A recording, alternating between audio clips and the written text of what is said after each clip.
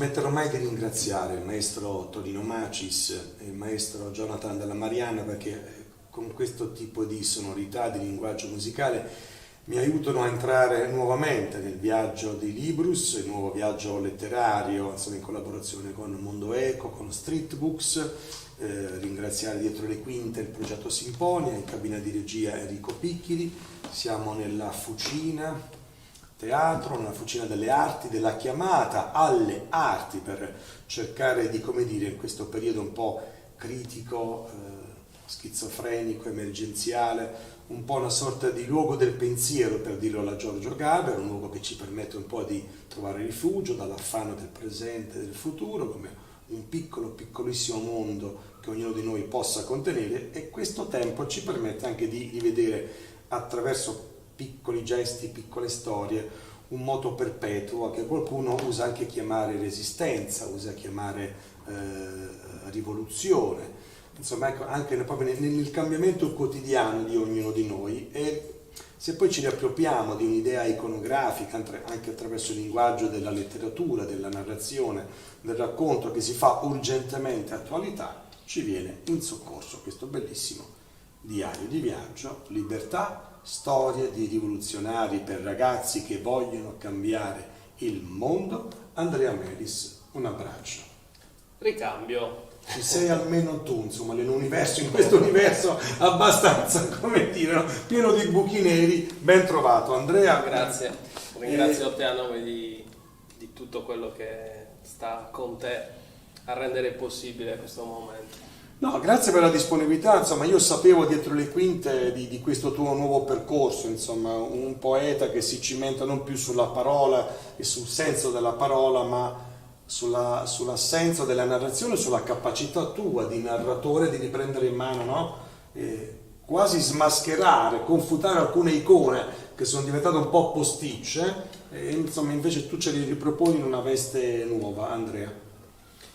Sì, che poi icone magari partiamo dal target, è un libro che io ho scritto con la speranza e forse anche un pizzico di presunzione che potesse essere così, entrare nelle case in mano ai ragazzi delle scuole medie e superiori, che è il vero target, quello diciamo ufficiale, ma che i genitori, i fratelli maggiori, le sorelle, i zii, chiunque lo potesse vedere, panettine sotto casa, esatto, fruttivendolo, potessero trovarci anche loro qualcosa, perché io per primo mi sono divertito e stupito parecchio nella scrittura e nella creazione di questo libro, nello sviluppo di questo progetto. È vero, ci sono delle icone e credo che già la copertina, voglio dire, sia abbastanza di per sé rappresentativa di quanta distanza coprono i personaggi di questo libro. Si passa da un guerrigliero rivoluzionario a un santo cattolico, insomma, e quindi da Che Guevara a San Francesco la strada è tanta. Ci sono 15 storie qua dentro. Sì. Insomma, icone neanche così tanto scontate. Io per primo mi sono reso conto che forse proprio l'iconografia spesso toglie terra sotto i piedi a quello che sappiamo. Diamo per scontato molte cose su Gandhi, molte cose su Einstein, molte cose su tanti personaggi che per la loro grandezza ci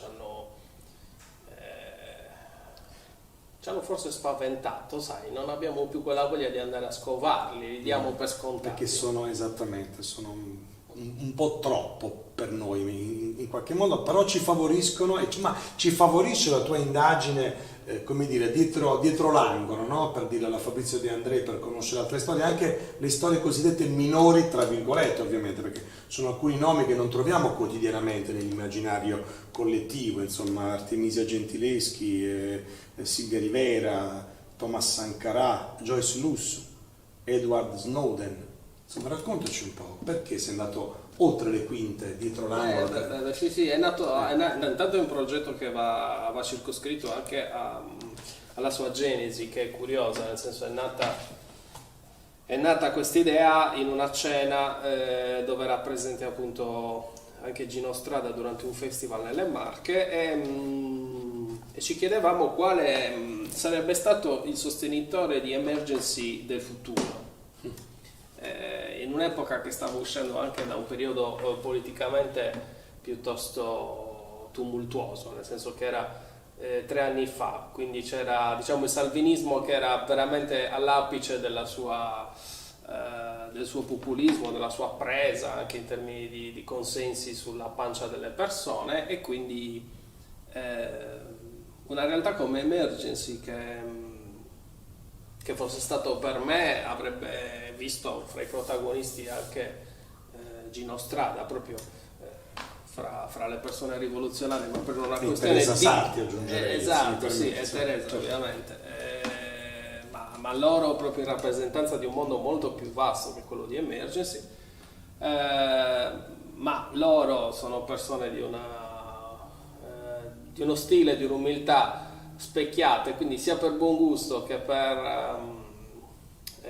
veramente per questioni etiche mi hanno impedito di parlare di loro in maniera diretta, per cui si è trasformato in una prefazione di Gino e in una appunto finale su Emergency. Cosa è successo? Che quindi è il frutto anche di un lavoro, di una progettualità a più mani, ecco, esatto, perché teste, sì. Questi 15 personaggi nascono fuori da dei ragionamenti collettivi dove dentro c'erano sia Feltrinelli, sia l'autore, sia Emergency, e diciamo che io posso vantare sicuramente alcuni di questi nomi di averli fortemente voluti. Una di queste in effetti è Joyce Lussu, perché avevo voglia di portare anche un pezzetto di Sardegna, ma non in maniera folcloristica, quindi non in maniera troppo diretta, per cui portare Gramsci o portare Emilio Lussu sarebbe stato forse troppo scontato. Invece Joyce Lussu era una bellissima figura di cerniera, di unione fra il marito, la resistenza, se stessa, la poesia, il rapporto con i ragazzi. Lei era chiamata la nonna parlante perché ha passato la vita nelle scuole, quindi forse Joyce Lussu più di qualsiasi altro personaggio rappresenta un po' lo spirito di questo libro, cioè personaggi trasversali che hanno unito, che hanno attraversato luoghi e tempi. Mi sono appuntato delle cose per ogni storia, per ogni personaggio. Su Joyce mi sono segnato: ci sono donne con il cognome sardo e il nome straniero e le scarpette rosse di Joyce Lussu. Vedi, nelle scuole, ma non solo, io stesso mi sono stupito, a parte nel riscoprire una straordinaria poetessa, ma una poetessa che non è stata solo appunto la moglie di uno la compagna, insomma, perché la moglie è una vera compagna di avventure, di disavventure, di pensiero, di uno dei più tignosi avversari del fascismo. Infatti una delle belle frasi di Lussu è: io non sono mai stato perseguitato dal fascismo, è il fascismo che è stato perseguitato da me.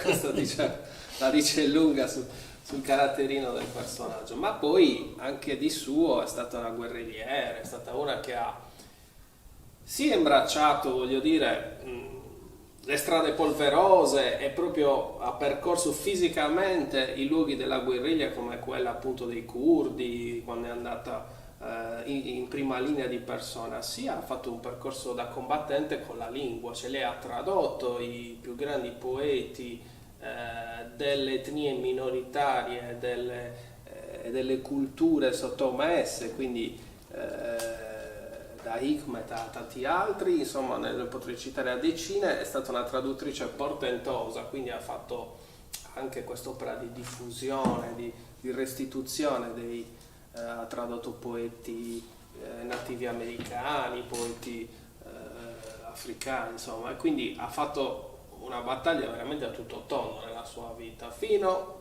a essere omaggiata, perché quella della poesia delle scarpette rosse in realtà è un aneddoto forse poco noto, che addirittura Spielberg, in uno dei suoi film più premiati di sempre, in Schindler List, ha fatto un omaggio, perché tutto il film è girato in bianco e nero, tranne una scena in cui appare una ragazzina con cappotto e scarpette rosse. Ora, che uno come Spielberg fosse arrivato da Hollywood a omaggiare una figura come Joyce Lussu e la sua poesia, e noi qua stentassimo, perché poi c'è tutto un lavoro di è abbastanza sintomatico anche, ti potrei dire, di ogni personaggio l'immenso lavoro di ricerca che c'è stato dietro, cioè per buttare giù un sunto che però fosse in qualche modo come il miele, cioè qualcosa di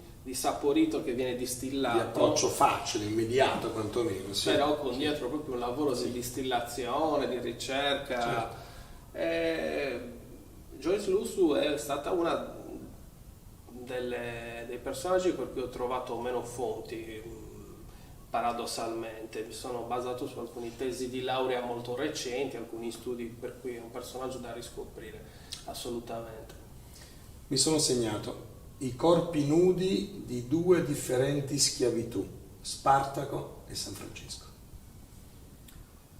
Guarda, questo già aiuterà a capire chi ci sta ascoltando, chi ci segue, che c'è un viaggio anche nel tempo, ci sono ere, epoche molto differenti dentro questo libro. Spartaco e San Francesco. Tieni conto che Spartaco è entrato quasi subito nel libro, direi anche perché rappresenta veramente una delle prime ribellioni clamorose in epoca appunto romana di un uomo veramente in catene, anche dal punto di vista non solo metaforico, ma era un gladiatore, era uno schiavo, quindi lui fisicamente si è liberato dalle catene, ma non solo, lo è riuscito a fare, è riuscito a convincere a essere un trascinatore di folle, a portarsi dietro un intero segmento inizialmente di altri schiavi, di altri disperati, che poi si è allargato addirittura a poveri, a contadini, a semiliberi, a tutta una serie di aspirazioni di cui lui si è fatto improvvisamente portavoce, capopopolo, ed è arrivato a dover amministrare da 4-5 che erano quando fuggirono con arnesi di fortuna dalla casa del suo padrone, perché quella era la parola giusta, del suo proprietario. Quando si è affrancato da schiavo si è trovato poi qualche anno dopo a gestire non solo un esercito ma una città di civili al seguito del suo esercito, quindi insegnava alle persone a fabbricare le armi, a mettere su fucine, come si faceva il pane, fare i forni. È stato veramente paradossale che l'ultimo degli schiavi è arrivato ai giorni nostri con la stessa aurea, lo stesso clamore di un imperatore dell'epoca, cioè si è conquistato un posto nel Pantheon. San Francesco, dall'altra parte, parabola opposta, nasce ricchissimo, quindi nasce con tutti gli agi. Una delle cose che mi è piaciuta appunto riportare è quello che i suoi coetanei lo chiamavano il re delle feste, una specie di Vacchi o di La Poelca antellitera, cioè ricco, famiglia benestante, che si spoglia di tutto perché non solo e semplicemente, altrimenti non sarebbe stato in questo libro, perché dico che Emergency aveva posto alcuni paletti che giustamente sono coerenti con l'etica, con la storia di Emergency. Certo. Uno fra questi era quello di privilegiare personaggi di azione e non solo di pensiero. 2 era quello di parlare di persone che in qualche modo avessero inciso sui diritti civili, sulla pace, su alcune questioni specifiche, quindi non si allargava il focus a tutto e il contrario di tutto. San Francesco doveva essere uno di quei no, cioè non parliamo di personaggi religiosi, perché Emergency si muove in un contesto che va dai musulmani ai copti, ai cattolici, a seconda che operi in Afghanistan, in Africa, eccetera. Quindi poteva diventare un terreno assolutamente insidioso e anche superfluo, quello di incensare o concentrarci su personaggi di caratura religiosa. Però il pezzetto che racconto di San Francesco si ferma in un'altra soggettiva, in un'altra ripresa. Proprio sul confine, tra l'altro, insomma. Si parla ben poco, cioè è chiaro che lui è già avviato a diventare il santo che per i cattolici è colui che ha ricevuto persino le stigmate, quindi veramente come si sarebbe detto con meno pelo sullo stomaco, un unto del Signore. Prima di Berlusconi questa frase si diceva con molta più normalità. Adesso mi piace. Adesso ci si ferma un attimo. Mi piace prima di dirlo, perché è stata un po' abusata. Ma dicevo, ricchissimo, si spoglia non tanto e solo per una chiamata religiosa, ma perché lui ha vissuto da guerriero la battaglia. Le battaglie che fra signori, fra l'altro, ha combattuto proprio contro le armate del Papa dell'epoca, per cui da uomo ferito, da uomo che ha visto le storture, le brutture della guerra, si era ritirato in una convalescenza dopo essere stato addirittura rapito, fatto prigioniero e ferito. Si era ritirato nei terreni dei genitori, della famiglia, e lì è nato questa doppia contemplazione, questo suo rapporto con la natura, questa sua riflessione pacifista, antiguerra più che pacifista. Come dice Gino Strada, io non sono pacifista, io sono contro le guerre, che è un altro concetto. E cosa fa? Va a fare la prima missione di pace. Ora, nessuno sa nella realtà storica cosa si sia potuto dire. San Francesco, che da Fraticello Scalzo ha attraversato durante la terza crociata, è andato a incontrare il capo musulmano dei suoi avversari, che era al-Malik, nipote di Saladino in persona, e ha attraversato veramente una linea di fuoco, è arrivato indenne, è stato accolto e hanno potuto parlare. Lui ci è andato con l'intenzione di scongiurare il conflitto armato, quindi credo che San Francesco, oltre a tutte le altre agiografie che lo riguardano come santo, anche per noi laici possa assolutamente vantare di essere stato uno dei primi tentatori di una missione di pace vera e propria. E io qui ho azzardato, perché poi è un libro come viene specificato all'inizio, dove il 99% è provato storicamente. Nei dialoghi mi sono preso la libertà invece di giocarmi la carta del narratore, quindi inserire anche un po' di invenzione letteraria, e in questo caso mi sono completamente voluto immaginare il dialogo che si poteva tenere all'epoca fra questi due personaggi straordinari. Mi sono divertito e affezionato molto a questo raccontino in particolare, per cui che dire, riavvolgere il nastro per parlare al presente, insomma, soprattutto per quello che stiamo vivendo o non vivendo in questo presente. Vado avanti con gli appunti, se vuoi, Andrea. Come per Ipazia, mi sono segnato, come per Ipazia, anche Artemisia Gentileschi ha il suo aguzzino che si chiama Agostino. Artemisia, vedi, è una figura che in realtà anche qui è stata raccontata, non è così insolita. Certo, magari per un libro, ricordiamo che per le scuole medie superiori, prime classi delle superiori, è un tema scottante, forte. Stiamo parlando di uno stupro, chiaramente stiamo parlando di una figura che soprattutto negli anni 70 è diventata molto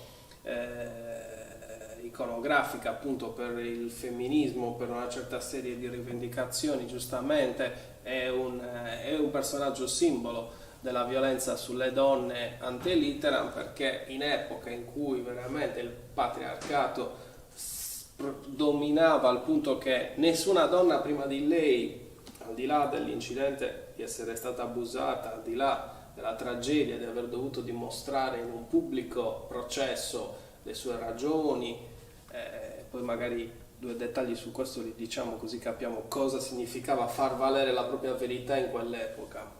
Ma stando ancora un attimo alla pittrice, che è la parte forse che mi interessava raccontare altrettanto di quella della donna, ai suoi tempi le donne pittrici non esistevano. Lei ha avuto la fortuna di crescere nella bottega di suo padre, che era un non eccelso, un buon pittore, un buon realizzatore di commesse nella Roma di quei tempi, che era una Roma in grande splendore, in grande crescita rispetto ai lavori soprattutto commissionati dal Papa dell'epoca, e lei è arrivata fino a entrare da donna per prima all'Accademia del Vasari a Firenze, quindi riuscire a farsi strada veramente con la sua arte, con la sua bravura. Già da ragazzina iniziava a mescolare i pennelli, aveva assolutamente più doti di tutti i suoi fratelli uomini, maschi e coetanei rispetto all'arte del dipingere, tant'è che inizia prestissimo a collaborare col padre. È lì che entra in gioco questo Agostino Tassi, detto lo Smargiasso, per cui aveva un passato già all'Osco, aveva passato diversi anni in galera, aveva cambiato cognome, e Tassi non era il suo vero cognome perché era uno che viveva di espedienti, di protezioni, che era un maestro di prospettiva, quindi dava lezioni in realtà di pittura ad Artemisia, ma se ne invanghì in maniera folle coi modi dell'epoca, quindi con quasi la certezza di farla franca, di fronte al rifiuto di Artemisia decise di abusarne. Ora, per dimostrare che effettivamente lei aveva subito una violenza, che non c'era consensualità, dovette affrontare, ripeto, un processo pubblico. Il padre scrisse direttamente al Papa a istruire il processo, erano autorità ovviamente ecclesiastiche all'epoca, e dovette subire, a parte l'umiliazione di essere visitata in pubblica piazza dal punto di vista proprio ginecologico da due levatrici che controllarono se effettivamente aveva perso la verginità o no, questo voglio dire che è un'altra forma di stupro, insomma. Esatto, assolutamente. E poi fu sottoposta anche alla prova di dover ripetere la sua versione dei fatti, sottoposta si chiama la tortura delle Sibille, che altre non erano che delle cordicelle terribili che venivano stritolate sui pollici delle mani, sempre più strette, fino a quasi a fratturare le ossa, e tu, nonostante il dolore, nonostante la minaccia di smettere se stai mentendo, continuavano a torturarla. E tu immaginati che valore hanno i pollici opponibili per una che nella sua carriera sarebbe diventata la più grande pittrice di tutti i tempi, almeno donna. Quindi anche qui cosa succede in questo libro? Si uniscono l'alto e il basso, il dettaglio, la grande storiografia. Questo è veramente un po' il gioco con cui possiamo dire ci si muove in tutte le storie, che sembrano eterogenee fra di loro, ripeto, per tipologia di uomo, donna, epoca storica,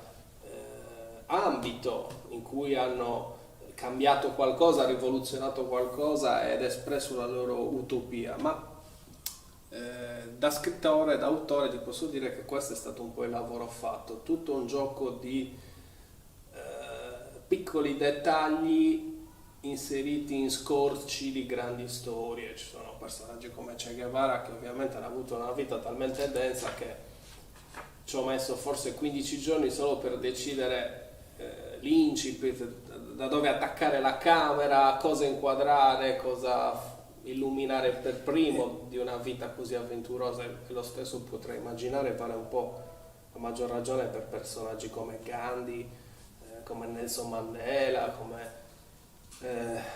ma come Albert Einstein, che sono immensi. Albert Einstein, mi sono segnato il violino, mi piaceva suonare il violino, Assolutamente. non sopportava le auto, non le trovava troppo complicate. Andava a piedi, è vero. Questo è uno dei tratti che mi ha colpito molto del tuo modo di narrare, della tua ricerca, insomma, perché sei andato anche veramente oltre, no? Come dire, l'immagine, il poster, no? La bibliografia monumentale su alcuni personaggi. Il diavolo sta nei dettagli, si dice. In questo caso direi che l'umanità delle persone si scova nei dettagli. Io so, sì. Diciamo che mediamente per ogni personaggio, pur dovendo tirare, ripeto, su un racconto di 5-6 pagine, ho visto decine di film, ho letto intere biografie, per cui per andare a beccare quel piccolo dettaglio, quella curiosità, che però poi sono le spezie, c'è poco da fare, no? Sono quegli aromi, sono veramente quelli trucchi del narratore che ti fanno poi godere di una storia che davi per scontato di sapere già, e te la ritrovi riproposta in maniera nuova. Einstein non solo suonava il violino, non solo era un personaggio folle, e questo serve a sostenere quanto era utopica e anche folle, ma non folle nel senso italiano del termine, cioè da pazzi, full nel termine diciamo americano, da visionario, da un uomo che aveva una visione che andava oltre la normalità del tangibile, oltre la realtà immediata, aveva proprio una visione chiarissima del pacifismo, dell'antimilitarismo. Quindi ho voluto raccontare ovviamente non soltanto, anzi quello è molto collaterale, l'Einstein scienziato, ma questo è un racconto che fra l'altro ha fortemente voluto proprio Gino Strada, che si rifà spesso ad alcuni passaggi del manifesto importantissimo che Albert Einstein scrisse insieme a Bertrand Russell sul punto di morte, proprio il manifesto, l'appello agli umani, all'umanità, che propone l'abolizione della guerra, proprio come atto che tu dici, questo è pazzo, l'abolizione della guerra, con tutti gli interessi che ci sono dietro, con tutti i calcoli, eppure, voglio dire, non l'ha partorito lo scemo del villaggio, stiamo parlando di Albert Einstein che due conti se li sapeva fare. Lui aveva anche una barchetta che chiamava il rottame, con cui amava lasciarsi andare alla deriva, e quindi ho deciso di raccontare la sua storia attraverso la sua segretaria, che fra l'altro è un personaggio reale, esistito, che ha custodito fino alla morte tutto il patrimonio che gli è stato lasciato in eredità da Einstein, dei suoi appunti, dei suoi libri, l'ha messo in salvo dagli Stati Uniti, è riuscito a farla rientrare in Israele, con cui ovviamente Einstein aveva un rapporto strettissimo, soprattutto dopo che aveva pagato in prima persona la follia di Hitler, la fuga dalla Germania, questa terribile assedio che ha subito in prima persona lui in quanto ebreo, ma anche molti dei suoi migliori amici, colleghi di università, quando lavorava ovviamente in Germania, ha visto scomparire persone, morire amici, e quindi l'unica volta che ha preso la cittadinanza è stato proprio per disperazione, perché lui è stato apolide fino ai 20 anni, quindi fuori dalle righe in tutto. E lui quando sbarcò in America la prima volta, oltre alla celebre frase e aneddoto di aver scritto sul modulario che si doveva compilare all'epoca sulla razza, dichiarare la propria razza, lui disse razza umana, ma inoltre era accompagnato appunto da un consigliere, da una persona che lo accompagnava per raccogliere fondi proprio per creare lo Stato di Israele, perché già si sentiva l'esigenza di mettere al sicuro quella popolazione, prima ancora che fosse palese, si sapeva, non si sapeva che stavano succedendo delle cose terribili nei forni crematori, nei campi di sterminio, eccetera. E gli disse, guarda, vacci cauto, perché siamo qui in America per fare un po' di propaganda, raccogliere un po' di fondi, non vorremmo inimicarci il popolo americano, che fra l'altro si stava armando, quindi con una retorica molto forte anche militarista, per convincere a mettere su le truppe per andare a intervenire nella seconda guerra mondiale. Erano fine anni 30, insomma, da lì a poco l'America sarebbe entrata in guerra. E lui la prima cosa che disse, scendendo appunto da questo bastimento, da questa nave, fu: guardate che basta che il 2%, il famoso discorso del 2%, basterebbe che il 2% di voi militari disertasse in tutto il mondo, che in un attimo le guerre non si potrebbero fare e tutto il sistema delle forze armate crollerebbe, perché non ci sono abbastanza posti in galera per mettervi tutti in gabbia. Il 2% di voi, quindi basta trovare 2 persone coraggiose su 100 per farlo. Voglio dire, anche quello è un calcolo fatto dallo scopritore di buchi neri, curvatura spazio-temporale, teoria della relatività. Se te lo dice uno come Einstein, che facendo una mossa del genere avresti potuto fare scacco matto alla guerra, probabilmente era possibile. Un'altra frase che mi piace ricordare sua era perché abolire la guerra? Detto che per la capacità di divulgatore era spettacolare di Einstein, cioè era un uomo che arrivava con la testa a poter elaborare alcune delle cose più avanguardistiche a livello di intelligenza. Ancora oggi noi viviamo di rendita e stiamo ancora scoprendo che aveva ragione su tante cose Einstein, ma allo stesso tempo era bravissimo, aveva la battuta sempre pronta, era un uomo di spirito, sapeva anche come farsi comprendere dal popolino, dalle persone qualunque. Io ricordo sia con la sua segretaria che una volta volle spiegargli la teoria della relatività prendendo una tovaglia e una mela e gli disse: vedi, fai conto che la tovaglia sia il tempo, vedi come il peso, quindi la massa della mela piega addirittura anche il tempo, quindi la capacità poi di divulgare. E allo stesso modo lui faceva parte dell'Organizzazione delle Nazioni Unite, dell'ONU ante litteram, era all'epoca semplicemente l'Organizzazione delle Nazioni, e motivò, ripeto, la sua ferma convinzione che la guerra andasse non minimizzata, non controllata, no, ma abolita, dicendo che era come se in un paese di facinorosi dove le persone sono assolutamente violente, sono assolutamente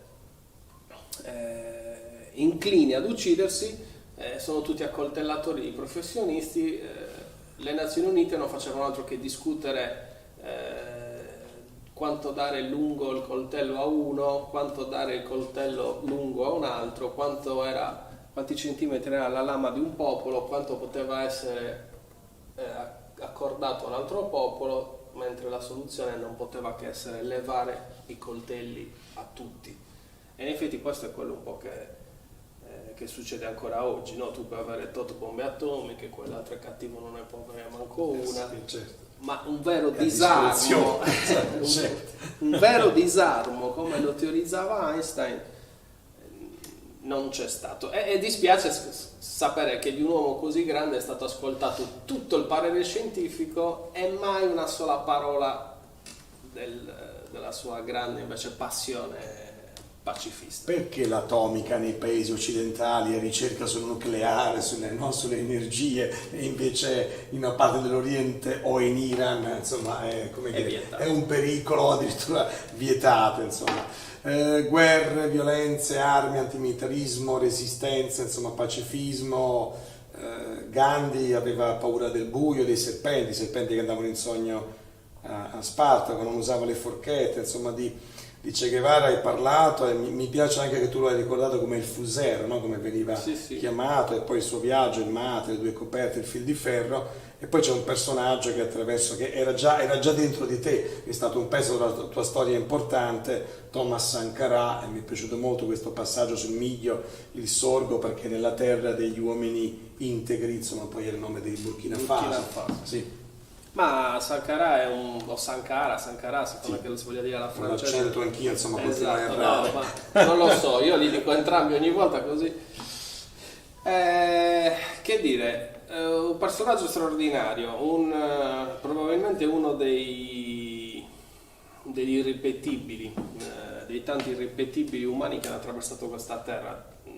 Sankara era giovanissimo quando è salito al potere in Burkina Faso, cioè è salito con un colpo di stato come era inevitabile fare, però poi ha stravolto completamente gli equilibri del paese, quindi lo ha sottratto innanzitutto alle guerre, ed è questo che lo ammazzerà, perché l'ha sottratto a tutta una serie di rapporti incestuosi, sporchi, sanguinolenti, che da sempre l'Alto Volta, ovvero Burkina Faso, perché prima si chiamava Alto Volta, e lui con la sua chitarrina ha riscritto l'inno nazionale, cambiato la bandiera e dato un nome meraviglioso, appunto così pieno di speranza, di luce, la terra degli uomini integri.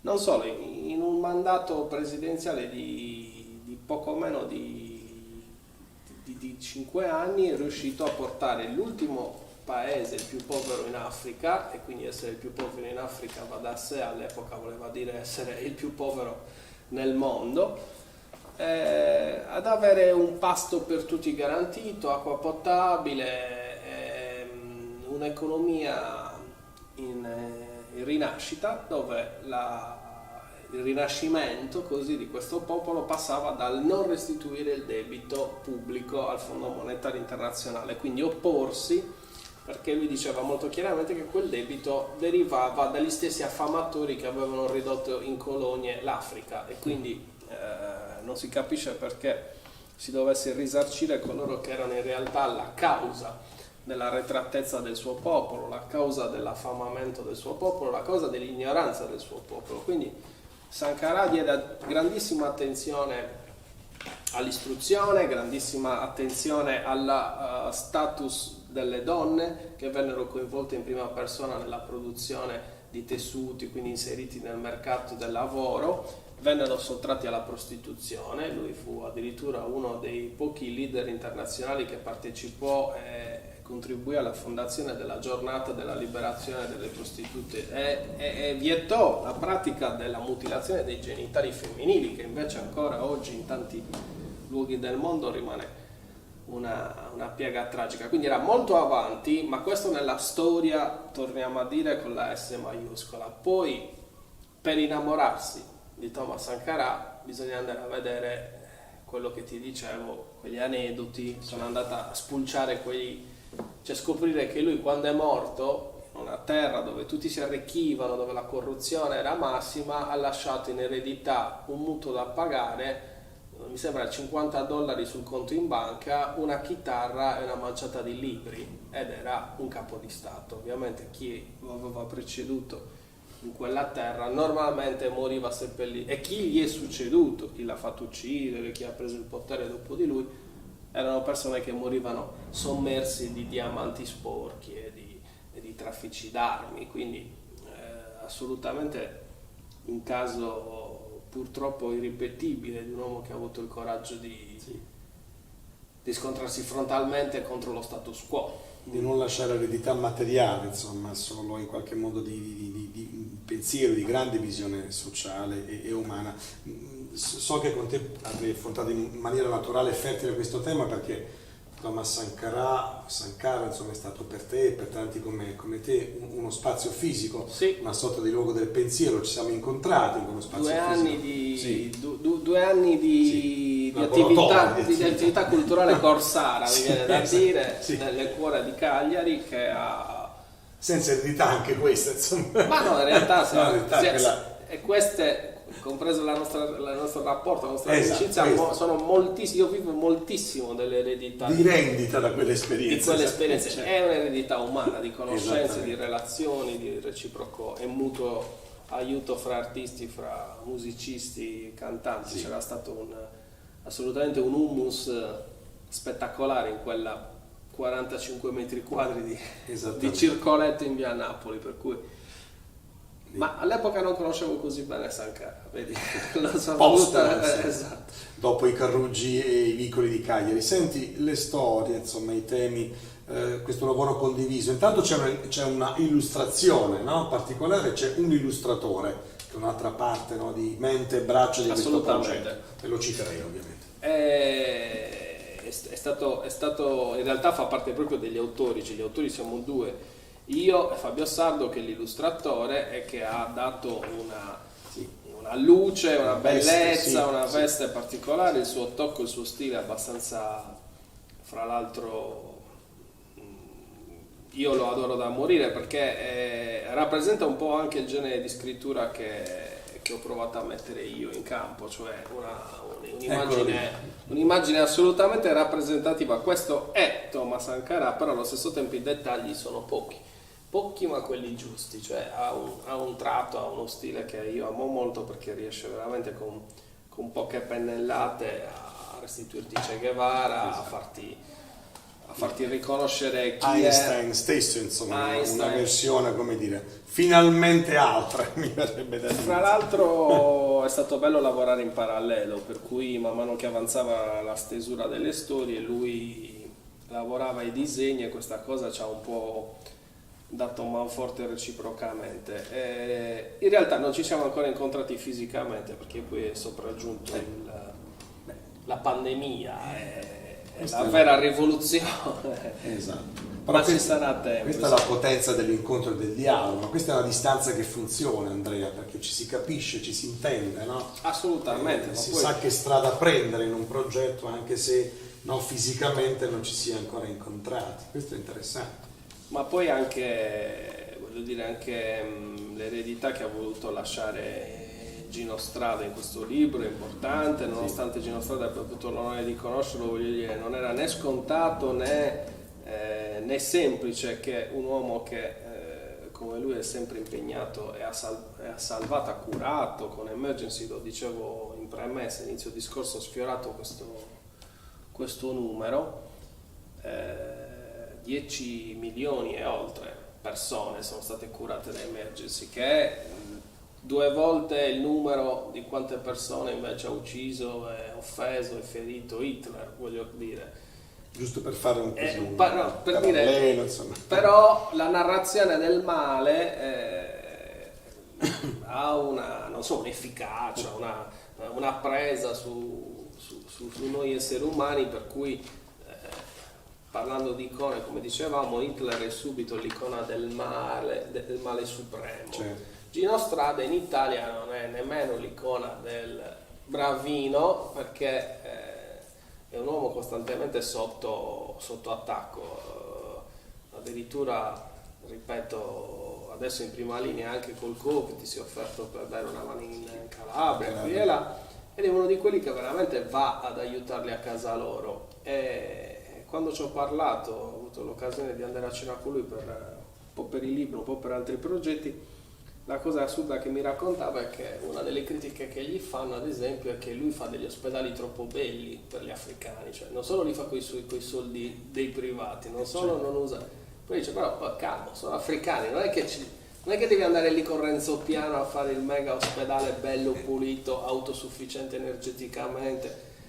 Quindi sai, anche la retorica dell'aiutiamoli a casa loro, ma aiutiamoli il meno possibile e se possibile anche maluccio. Anche perché i nostri ospedali, Andrea, non sono così belli e così umani, adatti per garantire le cure minime ed essenziali ai cittadini, agli individui. Per quello sono onorato di aver avuto questa sua questa imprimatur, perché invece la sua filosofia è molto semplice. Lui dice: io non faccio ospedali e non metto il logo di Emergency se un ospedale non è esattamente come quello dove io manderei mio figlio, punto. Non c'è altra misura, altro termine di misura. Deve essere un ospedale dove porterei mio figlio se è moribondo.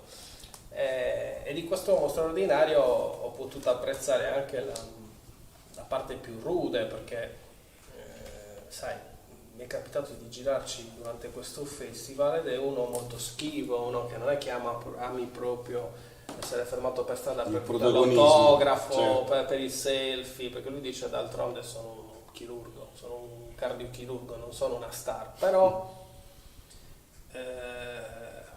perché lo avrei messo in questo libro e così gli voglio rendere omaggio? Perché in effetti c'è dell'eroico, nel senso vero, in quello che fa, che non è tanto stare in luoghi pericolosi, perché quello, ahimè, c'è chi ci nasce, da lì non può neanche scappare, quindi sì, è vero, lo ha scelto, però penso che la cosa più eroica che debba fare uno come lui, essendo un chirurgo di guerra, sia quella di doversi affacciare dalla tenda dove si opera, dalla sala operatoria, e in un colpo d'occhio, quando ti arrivano 15-20 feriti, paradossalmente sai che se decidi da chirurgo di operare il più grave, ti occupa la sala operatoria per 12 ore e magari altri 6 o 7 che avresti potuto curare nel frattempo diventano gravi e muoiono. Quindi alla fine condannare a morte alcuni perché devi cercare di salvare nell'emergenza il più alto numero di persone possibile è veramente un lavoro che quello secondo me richiede un po' di eroismo, e lui è uno di quelli che esce e lo dice, deve andare lì fisicamente a guardare in faccia le persone e dire: no, tu torna a casa, sì, tu entra che ti obbediamo. Per cui voglio dire, lo dico perché prima che andiamo avanti, che arriviamo alla conclusione della chiacchierata, è assolutamente indispensabile per me ricordare che comunque questo è un libro che non ha solo il fregio di Emergency perché ci sembrava carino, ma il ricavato comunque dei diritti d'autore, la metà di tutto il ricavato dei diritti d'autore va ad Emergency, quindi in ogni caso era un progetto concreto, come ti dicevo all'inizio, per dare anche la possibilità agli strumenti, sia agli insegnanti che ai ragazzi di oggi, di spostarsi anche un attimino rispetto ai programmi ministeriali, alla storia, alle storie, alla matematica, alla scienza, alla geografia che devi necessariamente studiare nei quaderni, ma spostarsi anche a parlare di cose di oggi, perché poi, voglio dire, fra Nelson Mandela, Rosa Parks e il movimento Lives Black Matter di appena un anno fa in America, la discussione in Italia ancora di alcuni temi tabù come il riconoscimento del decreto Zan, si chiama, questo che è in discussione in questi giorni, adesso non ricordo il nome del proponente, che ha a che fare comunque con la libertà di genere, la possibilità di manifestare liberamente il proprio essere LGBT e tutte le sigle che fanno parte che dovrebbero far parte liberamente di una comunità, di una società moderna, e quindi vai a raccontare i moti di Stonewall con appunto un fatto che sembra lontano anni luce rispetto all'America di oggi, la New York apparentemente così multietnica e multiculturale, che invece succedeva a fine anni 60, quindi in un'epoca in cui ancora i gay negli Stati Uniti venivano trattati con l'elettroshock, venivano considerati pazzi e ricoverati coattivamente, e nel frattempo sbarcavano sulla Luna. Quindi c'era questa America a due velocità, quella dei diritti civili per cui si batteva Rosa Parks sugli autobus, e per cui Silvia Rivera scagliava le bottiglie contro i poliziotti, e il mito dell'America che avevamo noi, che invece era la Statua della Libertà, il luogo dove si andava per realizzarsi, il luogo dove i pellegrini, i migranti vanno in America per diventare quello che aspirano. Non era esattamente così, quindi racconta anche questi fatti, sì, che ci aiutano a riflettere sull'odierno, sull'oggi, anche attraverso queste storie di 50 anni fa. Quanto è importante ricordare che Nelson Mandela da bambino si tingesse i capelli, no? Di nero come la cenere, sì, piuttosto che ricordare che oggi gli elettroshock, soprattutto insomma, attraverso l'operato delle forze dell'ordine americane, ma non solo, oggi l'elettroshock si chiama taser, che è una pistola che ti immobilizza e che ti crea lo stesso, che ha la stessa purtroppo efficacia, insomma, per fortuna per chi la vuole usare. Senti, detto di Gino, di questa condivisione, no? Insomma, totale sul progetto, le storie, la mappatura, è tutto chiaro per te? Alcune storie, alcune persone, alcuni personaggi sono arrivati dopo, insomma, come si è evoluto il progetto, Andrea? Beh, ogni storia è a sé, devo dire la verità. Prometeo, Spartaco, che dire, Francesco d'Assisi un po' li abbiamo già trattati. Marie Curie è stata ad esempio una scoperta, perché a parte che Maria Salomea Sklodowska, esatto, a partire dalle sue origini, vedi, questo ce l'ha in comune. Molti di questi che sono diventati eroi, che hanno fatto la storia, che hanno vinto premi Nobel, che hanno movimentato popoli, che hanno fatto rivoluzioni, vengono quasi tutti, come ricordavi tu per Mandela, da infanzie disagiate, ma non disagiate dal punto di vista semplicemente economico, proprio da luoghi remoti, da piccoli paesi. Marie Curie nasce in Polonia sotto il controllo dell'Unione Sovietica, che impediva alle donne di studiare. Cioè, nonostante fa un accordo con la sorella, per cui a turno va prima la sorella a Parigi, quando finisce di laurearsi la sorella le rende il favore e va lei. E nonostante questa difficoltà, immaginati l'amore per la cultura, immaginati la voglia di affermarsi, di conoscere, che lei nel frattempo faceva le scuole cosiddette le università volanti, perché si incontravano ogni giorno in un posto diverso per aggirare la censura russa. E voglio dire, Marie Curie ha portato a casa 2 premi Nobel, una delle poche occasioni, ma non solo, come dicevamo, la storia con la S maiuscola racconta della ricercatrice che ha dato 2 nomi a 2 nuovi elementi che mancavano nella tavola, voglio dire, degli elementi, il polonio e il radio. Non è una che ha scoperto esattamente l'acqua calda, che in tutti i suoi studi sulla radioattività poi ha sentito il bisogno di renderli anche lei pratici, e come un piccolo Gino Stradante Litteran lei fu una delle inventrici delle autoambulanze attrezzate per le radiografie, dove sul fronte della prima guerra mondiale, grazie a questo aveva potuto fare diagnosi precoci lì in trincea, senza dover prendere e trasportare ogni volta i malati in lunghi e travagliati spostamenti verso gli ospedali da campo.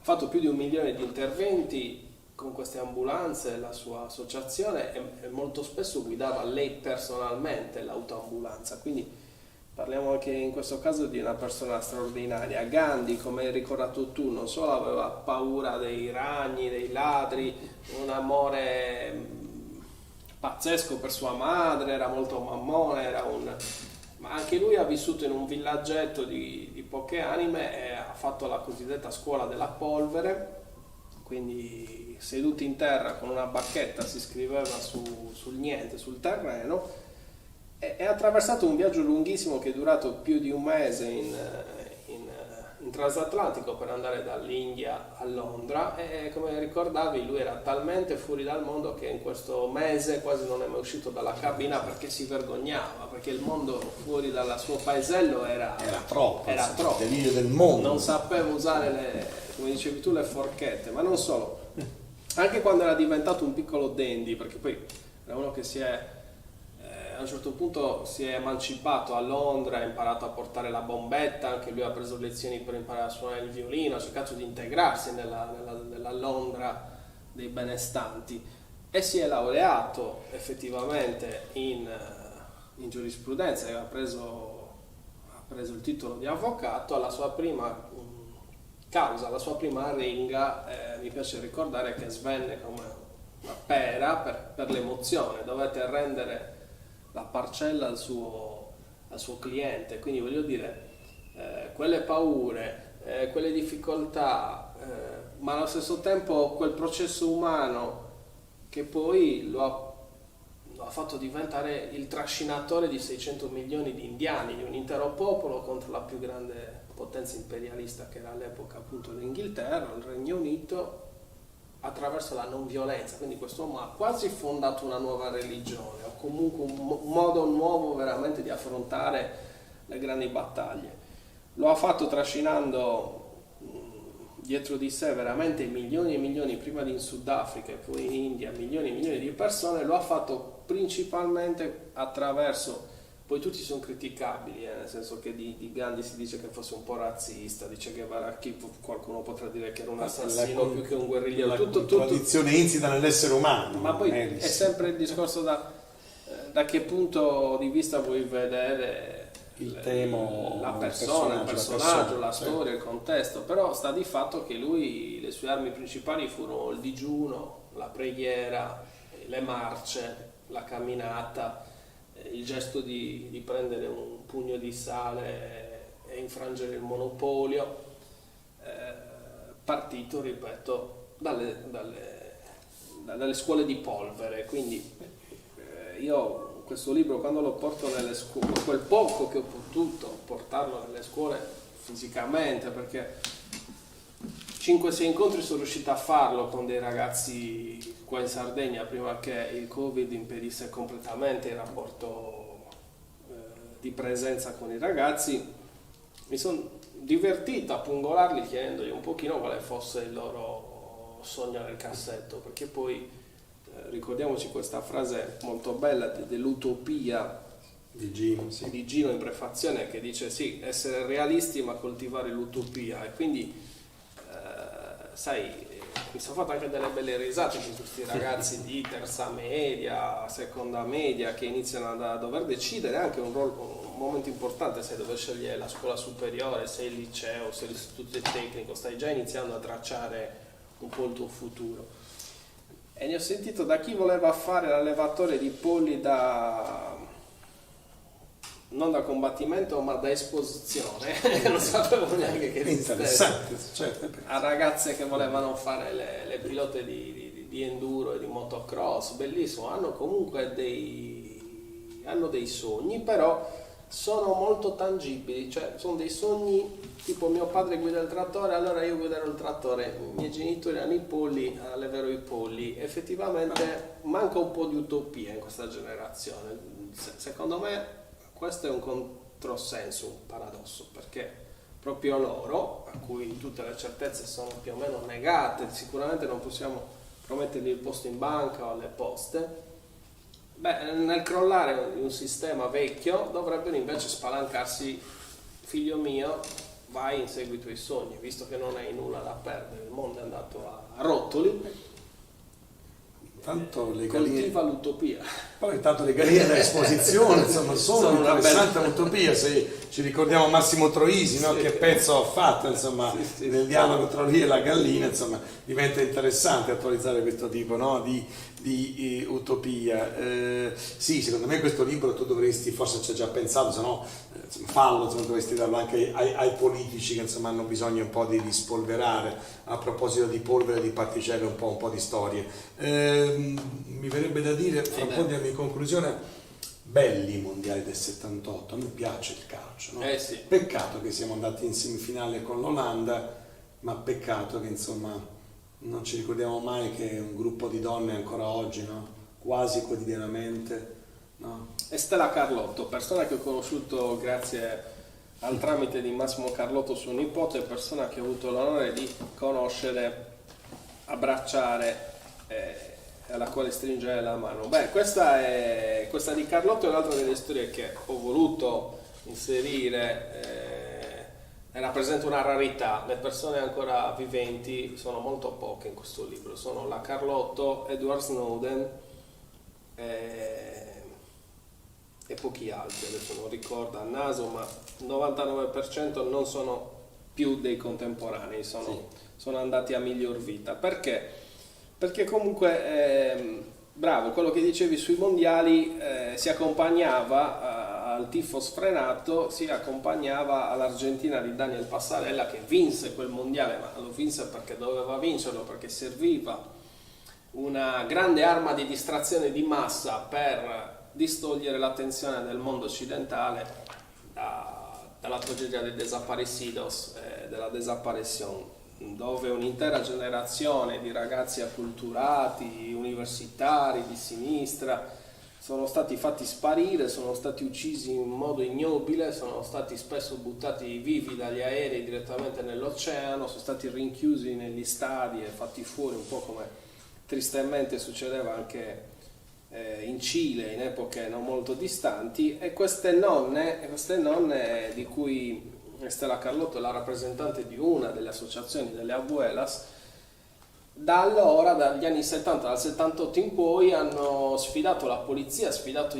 la dittatura, sono sopravvissuti alla caduta dei colonnelli argentini, hanno continuato a denunciare al mondo questa tragedia, non solo dei figli che sono stati uccisi e sono stati fatti sparire, con una crudeltà pazzesca, perché veramente ti portavano via i tuoi familiari e non c'era modo di ricevere notizie su che fine avessero fatto, quindi non c'era neanche un corpo su cui piangere, non c'era una bara, non c'era la certezza che fossero vivi o no. Ma poi la cosa che capitava era che spesso, quando le donne, i ragazzi e i giovani sequestrati erano in procinto di partorire o avevano dei figli piccoli, i figli venivano sequestrati, affidati ai generali, ai militari o a amici di estrema destra di questi dittatori che avevano preso il potere in Argentina in quegli anni, per sradicare proprio una generazione, fino al livello di arrivare appunto a rubargli il futuro, quindi i figli, e darli in adozione a delle famiglie. E questi ragazzi oggi spesso non sanno niente, non sanno di essere stati rapiti da bambini, non sanno che quelli con cui sono cresciuti non sono i loro veri genitori. E Stella e le altre nonne hanno fatto una cosa pazzesca: costruire una banca del DNA che sarà conservata fino al 2028, se non ricordo male, per dare la possibilità a chi ha dei dubbi sul proprio passato di andare a scoprirlo. Quindi cosa sono queste donne? Sono memoria. Sì. Loro sono assolutamente la storia della memoria. Un archivio vivente. Un archivio vivente, sì, perché certe cose non possano riaccadere. Sembra una banalità questa, ma solo col racconto del terrore, dell'orrore, mantenendo in vita una continuità, possiamo non più girare lo sguardo dall'altra. Ora sappiamo che mentre, e questo torno e concludo sul mondiale, mentre si affannavano a Buenos Aires e nelle grandi città dove dovevano competere le nazionali di calcio, senza che un solo giornalista di tutto il mondo facesse una domanda sui desaparecidos, mentre si sapeva già che c'era in atto qualcosa di molto strano in quel paese, addirittura avevano costruito dei cartonati, dei fondali fasulli per coprire le favelas, le banlieue, come vogliamo chiamarle, i sottani, insomma, dei quartieri più malfamati. Avevano ridipinto delle villette molto pulite, anche questo un po' in stile Berlusca, cioè aveva fatto anche lui in certi tristi momenti legati a dei terremoti, a delle cose, a delle visite, e quindi questo è persone che quel cartonato l'hanno buttato giù. Sì, come ha buttato giù una barriera al contrario, una punizione al contrario, mi fa venire in mente forse una storia su cui potrai tornare tu, con la tua capacità dello zairese Joseph Mwepu nel 74 che batteva una punizione al contrario contro il Brasile, insomma, Zaire perdente per 3-0, lui sapendo che Mobutu, insomma, no, appunto il dittatore zairese aveva detto di non subire altri gol, altrimenti la loro sorte sarebbe stata gravemente a rischio, fa questo atto veramente che è passato alla storia, di cui in pochi sanno, magari tu potresti indagare e scrivere una storia, caro ma raccolgo a due mani questo invito, perché molto interessante. Io voglio ringraziarti perché ecco, anche attraverso la storia di Estela Barnes de Carlotto, in realtà come sempre la capacità di aprire dei link, e attraverso, leggevo stamattina, rileggevo questa storia e mi sono venute in mente subito le nostre storie di madre, sorelle, figlie, no? Da questa parte dell'oceano, diceva Fossati, hai quanto mare per l'Argentina, e quindi dalle mamme, sorelle, figlie di Carlo Giuliani, di Pino Impastato, di Mastro Giovanni, Cucchi, Aldrovandi, Regeni, insomma quante storie ancora. I più recenti, sì. Quindi volevo dirti grazie, insomma, per questa operazione che esce dalla cornice e veramente riprende un po' la strada, quella strada che ci piace, no? Per tornare bambini, ma anche un po' bambini consapevoli per continuare a raccontare, caro Andrea Melis. Credo che siano 15 storie necessarie e credo che, spero che in futuro ci sia l'occasione di poter proseguire anche questo tipo di lavoro, magari con calma, nel tempo, di raccontarne altri 15, e forse dovendo scegliere andrei sempre su storie minori, devo dire la verità, ci sono veramente un'infinità, come raccontavi tu poc'anzi, di aneddoti che ti aprono una storia meravigliosa. Snowden, ad esempio, è l'altro vivente che si è letteralmente, spero si possa dire, insomma, si è veramente fottuto la vita per noi, nel senso che si è infognato, ha tradito il suo ruolo di spia segreta dell'NSA per mettere in guardia il mondo, i giovani su. Attenzione a parlare di spie in questi momenti, su queste giornate. Oggi di attualità. I russi, gli americani tornano. È una cosa folle, sembra di essere tornati ai romanzi della spia venuta dal freddo. Sì. Però non se l'è filato nessuno, cioè Edward Snowden da 9 anni vive sostanzialmente sequestrato, vive in Russia perché ha tutti i servizi segreti americani, non solo alle calcagna per fargliela pagare, però il suo messaggio, state attenti che la privacy è qualcosa di importante, che già oggi le tecnologie dei cellulari, dei social, del tracciamento, delle app, di questo e di quest'altro permettono ai servizi segreti di sapere tutto di voi, ma veramente tutto al punto che in futuro potrebbero succedere delle cose oggi inimmaginabili, ma potrebbero succedere, per esempio il rovesciamento dell'onere della prova, cioè io so che se ho commesso un omicidio in un determinato posto, vado, prendo le telecamere di sicurezza, guardo chi è passato, studio la sua vita, controllo i suoi messaggi, i suoi SMS, il suo WhatsApp, costruisco a priori una colpevolezza e poi sta a te dimostrare che non sei stato tu a commettere il delitto. E questa